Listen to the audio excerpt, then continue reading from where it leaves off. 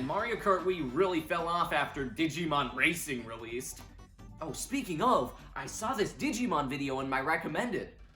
I wonder what it's about. Digimon, while being an old show, is currently being brought back by Bandai. Digimon Future looks really good with the promise of new media and content for fans to enjoy. This is through things like upcoming movies, games, products, and shows, which as everyone knows is pretty good for a franchise. And after this exciting year of 2022, and now moving on to 2023, we should look back of what happened with 2022 for Digimon and how it made such a comeback. We'll be going over mostly everything that happened, and honestly, we're going to even be deciding what the best content of 2022 was for Digimon. Hey, listen! Oh, come on, man! That could have damaged one of my 7 copies of Bakugan Battle Brawlers! Excuse me if you already know everything, then you can skip forward. Digimon is an old 1990 show featuring 7 kids who, while at summer camp, ended up getting transported to the digital world with monsters called Digimon. These Digimon can either be little balls of adorable cuteness, or God. Hey, I remember that guy. I think that's when I got stabbed in an alleyway. These digital monsters could evolve into bigger monsters that could fight other monsters. As you can tell, these were pretty popular because who doesn't love monsters fighting other monsters? And of course there is so much more than that, but the show is very old and it has a long history. Luckily for Digimon fans, there's been a sort of recent comeback with starting in 2020 a reboot of the original 1999 show, along with the recent Try movies. While both of these were mostly uneasy among fans, they still generally did well. And considering the last Evolution movie, which followed up the 1999 kids' stories, Digimon got, a lot of excitement for it. People were really excited for more Digimon, and this all kind of came into a pile of 2022, while there was a lot of excitement for Digimon, and Bandai knew that people were willing to put interest and money into Digimon. And even though we already entered 2023, it's nice to look back on what happened and where it could go in the future. Hey, this Digimon stuff seems familiar. I swear I've heard about this somewhere before. Oh yeah! To start off, we have the Digimon Encyclopedia, and the Digimon Encyclopedia is an online resource with every single Digimon. That's a lot. And not only is it that, it has things like the Digimon's evolution, with in-depth knowledge of a Digimon's design, evolutions, appearances, voice actors, as well as a detailed explanation of each Digimon's attack. Some of them are pretty intense. Hell, they even say what games these Digimon appeared in. Like, oh my god, Agumon was in Digimon Adventure 02 Tag Tamers. Is that my son? On Wikipedia? Honestly, it's fun to pick up a random Digimon and see its evolutions. Recently, with the introduction of Digimon Ghost Game, along with the card game, a floodgate of new Digimon have been added to the encyclopedia. Along with this, new Digimon have been added that have just been created. I'm a big fan of the 1999 version of Digimon, why I liked Try so much in Last Evolution. And even though I watched it late, it was still the first one I watched, and so a lot of these Digimon are, really new to me. And oh boy, there is a lot of new Digimon. Sometimes I just think of scrolling through the encyclopedia just to research what some of these are. Why does this look like my chemistry teacher? It's nice to see Digimon fans keeping Digimon alive through this wiki page, as there's so much detail in every Digimon description. It's honestly just shows how much people love Digimon. There's 2 separate wikis. I don't know if they're truly involved, but both of them have a lot of knowledge and love for Digimon. While this is a very good thing for the Digimon community, I'm unsure if it can compete with everything else as a runner for the best possible Digimon content of 2020. Hey, Spoofy, can this win Best Media? No, that's not even Digimon. Why are you thinking about one of your copies of Bakugan? I swear you get more of those every year. Well, anyways, Digi Fest is a time for new knowledge to be told to the Digimon community, which is great since, honestly, we just need the hope to keep us going. Come on, Bandai, please. The event talks about new releases for Digimon games, movies, as well as general products, mostly like the Vital Bracelet, but we'll get on that later. Through this, Digimon fans get to be excited for new Digimon experiences to enjoy. Along with this, there was a Digi Fest for the card game in March, where there was a Digimon tournament with exclusive cards as prizes. Fans would duel it out for their decks and try to make it to the top using different strategies and benefits different cards have to offer. Now, honestly, I tried testing out the card game, but either I'm too stupid to understand it, or you need to be playing 5D chess to do it. But we'll get more onto the cards later, as right now we're focusing on DigiFest, and it was amazing since it let the world know more about what would be planned for Digimon, and with the card game, people could actually use the cards they got to win prizes, and people liked being a part of the Digimon community because for a while, the community, it was hard for everybody to interact, and it brought everyone back together. We have our first runner for Best Digimon Content here with DigiFest. It's an important time for Digimon fans, and it sees where the franchise is still going. DigiFest gave us a lot of knowledge on upcoming media, as well as nice competition, so let's see how this competes with everything else. And of course, we can't forget, there's going to be a movie! This is going to be so much fun! The Digimon Adventure 02 kids will follow the Season 2 kids of the original Digimon show with them all grown up, just like Last Evolution. The movie will feature a new Digidestined who's set to be the first human ever partnered with a Digimon, which is weird since he looks 12 and we already had Daigo Nishijima. But anyways, the first teaser trailer came out on DigiFest of this year. How epic! There is so much excitement for this as the 02 kids have been sidelined and tried, as well as Last Evolution. Considering they got their ass kicked by Alphamon. I'll admit it, I honestly like the original kids more with Tai and Matt. But who doesn't want to see Imperial Dramon destroy some Digimon? I mean, I'll give him his credit, Imperial Dramon is amazing, and the only real Digidestin I have a problem with is Davis, considering he's annoying as hell. But anyways, the trailer was awesome because, well, we get a movie, and the teaser trailer was pretty good. It brought a lot of excitement for everybody. I know I'm excited! Once again, I would like to remind you that's not Digi... Anyway, the movie will come out this year of 2023, but we haven't got too much information about that. The last time we got a big movie was Last Evolution, and that movie was a hit due to the more grown-up and sad message the movie entailed. Along with the great animation and stellar story, the movie sets high expectations for the 02 movie, and surely the 02 movie will meet all of our standards, because the same people who made Last Evolution are going to be making the 02 movie.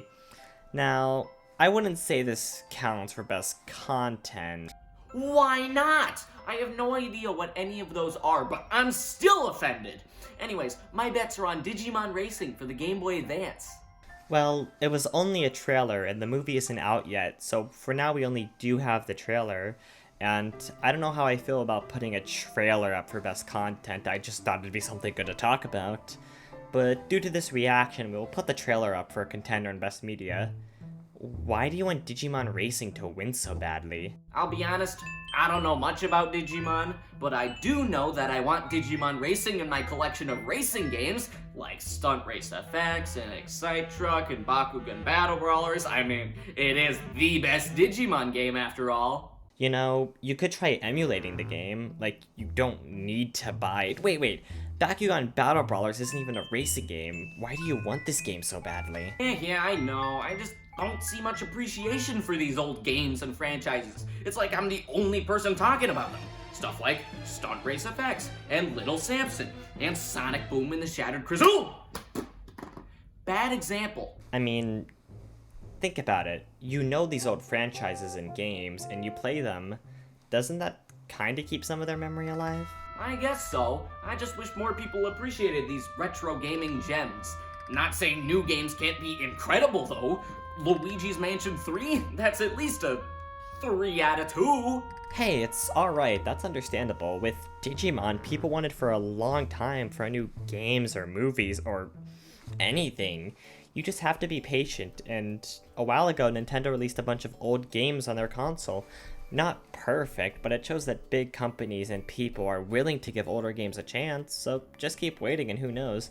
There could be releases or new releases of these games, and even if it's not the same game, there are surely more games you can find that are still fun for you to play, right? Exactly! I'm always gonna keep collecting these old games to make sure they aren't forgotten, as well as try new releases to see how gaming has changed since then. Okay, enough about my crippling debt, you should get back to the video.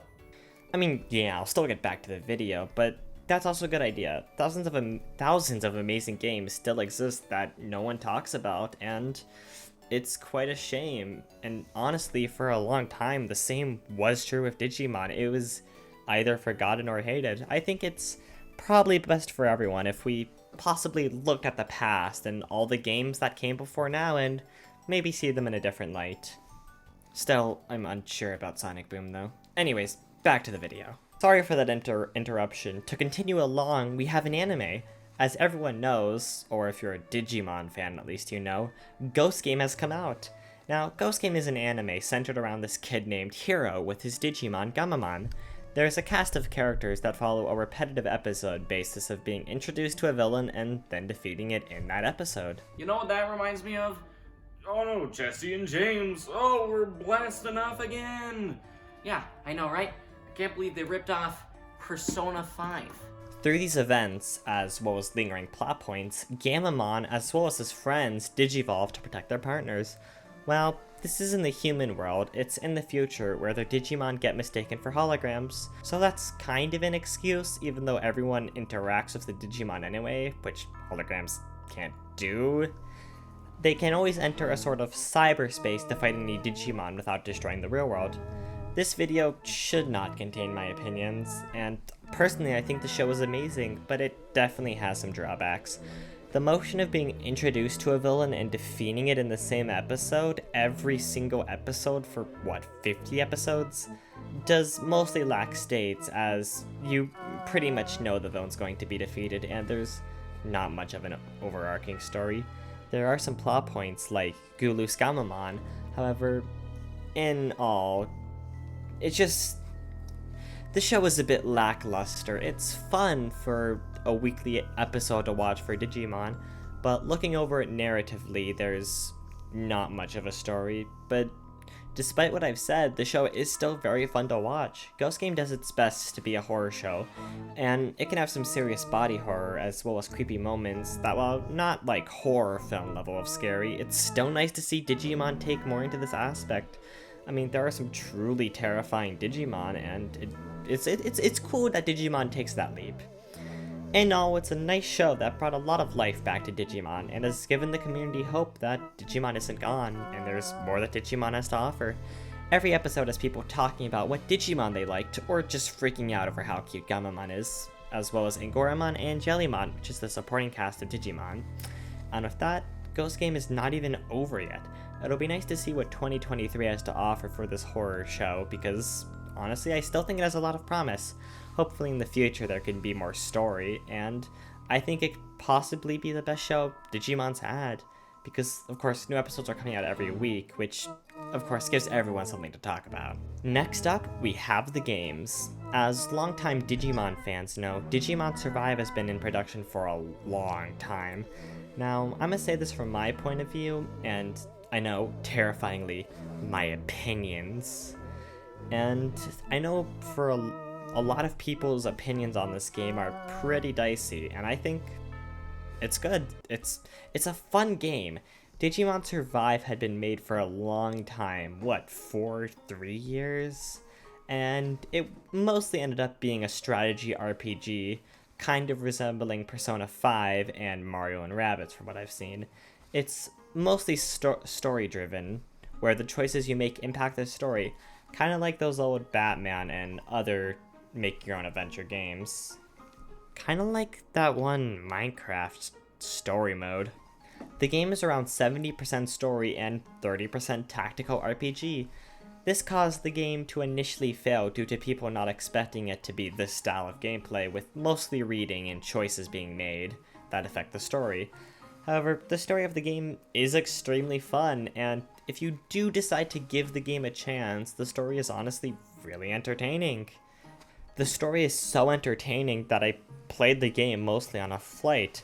A very long flight. How long we talking? 8 years? Anyways, the new game looks fun. I would check it out, but I'm too busy harassing Nintendo for more news on Breath of the Wild 2. Well, yes, Breath of the Wild 2 will be amazing. Let's focus back on Digimon Survive. The story follows a group of kids at a summer camp, seems familiar, who explore through a mountain nearby and end up passing under a tunnel into the digital world. This story is very slow, with the action only ramping up near the end. You travel through this world making decisions to save your friends and Digimon. The combat part of the game is nice as it reminds me of that one Mario and Rabbids game. Digimon, Mario, and Rabbids? Take my money! I mean, fair, I guess the game does deserve all your money. Give all your money to Nintendo, give all your money to Nintendo. Anyways, you can level up your Digimon outside of battle, as well as convince enemy Digimon to join your side, which is honestly pretty nice, because you can collect more Digimon. There's not too much Digimon in the game, but the sprites for the Digimon are pretty well crafted, and a lot of the fan favorites are in this game. You can take control of 8 humans and Digimon and have to take off bosses and enemies. The Digimon belonging to the human digivolves at certain points in the game, and for some of these, while these evolutions are big and spectacular, sometimes it just happens for a 2-minute fight without much fanfare, which is alright, but you'd expect a little more for a Digivolution. While the game's reception was kind of rocky, it still ended up doing good with over 500,000 copies sold, which, while may not seem like a lot, for Digimon, that's pretty good. Along with this, there's going to be a port of Digimon World next door to the Switch. Now, I know this is repetitive, so you'll see how this ranks come compared to everyone else, but all I'm gonna say is the chances of Digimon Survive being best media, despite everything, is pretty good. Personally, I'm still waiting for the Digimon Racing port coming to theaters near you. Then we move on to the toys, and oh boy, the toys are honestly amazing. To start off, side companies have been making amazing figurized toys, which look absolutely stunning. And while most of these figures are a bit redesigned, it's mostly just to make the figures look cooler. Whoa! That looks almost as good as my son's, ex-wife's, grandpa's, uncle's twice removed Taki's bag. From things like off-brands, figures, virtual pets, figures, and figures. Okay, figures are a very big thing for Digimon fans, but hey, can you blame us? These things are so cool. With the mild resurgence of Digimon, more toys and figures have been made, which, while hurting many wallets, has let Digimon fans get some of their favorite characters on their desks and shelves. This is pretty good, but compared to everything else, well, I still think this... Initially I was gonna say that just the toys themselves couldn't be a contender for best content of the year, but these things are promisingly amazing. And admittedly, I did order an Omnimon X antibody, but it's still out for shipping. I spent all my money on Bakugan and 10,000 copies of Digimon Racing, so sadly, I can't afford any figurized Digimon. Oh, also, I bought the moon. 10 million copy. Okay. And while reaching close to the end, we have the Vital Hero bracelet. Okay, this...